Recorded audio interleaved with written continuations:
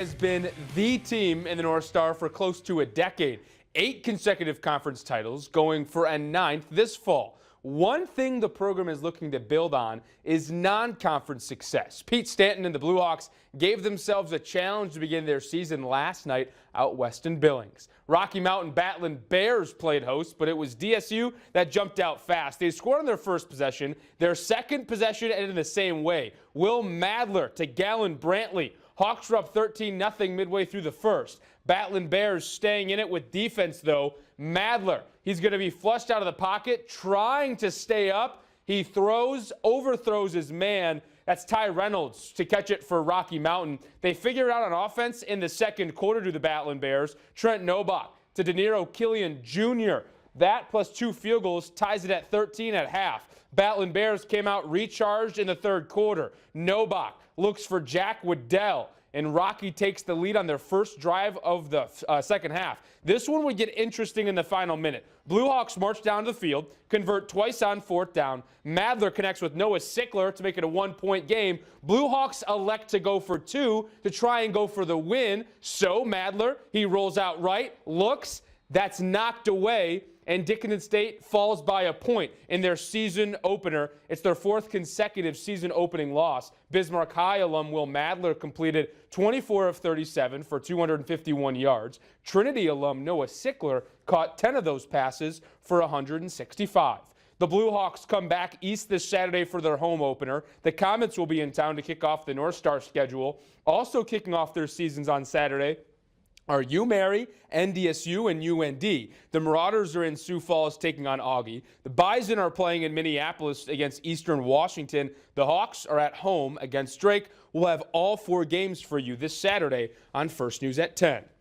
Today was the final day of the PGA Tour season. It ended with Victor Hovland taking home the FedEx Cup. Hovland went into the weekend at 2nd in the Cup standings, meaning he started at 8 under. He ended up shooting 19 under par through the 4 rounds, tied for the best 72-hole performance of the week. The guy who also shot 19 under this week was Xander Schauffele. Schauffele started at 3 under and vaulted up to earn 2nd. Wyndham Clark took 3rd. Rory McIlroy 4th.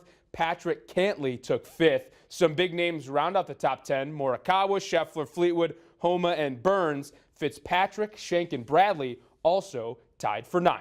The Twins were down 5-0 by the top of the 4th today, then went on to score 7 of the next 8 runs to win it. It took 4 extra innings, but Minnesota takes 3 of 4 from the Rangers. Cleveland comes to town tomorrow. It's time for the best thing I saw this week. We showed you all things Fargo Youth Baseball during their run to and at the Little League World Series last week. A cool tradition each year to kick off the Little League Classic MLB game is a representative from each team relays from center field to home for the first pitch. Not only is that a special moment, but the player to deliver the pitch home was Fargo's own Jackson Molden. Take a look. Representing their regions from across the world, one member of each team will toss the ball forward in a giant relay all the way to home plate.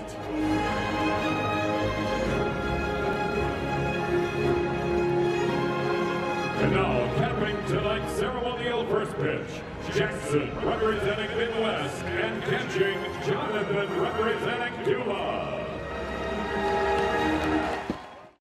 20 players from around the world teamed up to make this first pitch happen, and the one to throw it home was from North Dakota. Jackson Molden played catcher for Fargo. He led his team through the regional at the plate and was picked to represent the Midwest before the Phillies and Nationals played earlier in the week. And I'm sure it was cool to be part of that first pitch. It's something I've seen for several years, but talk about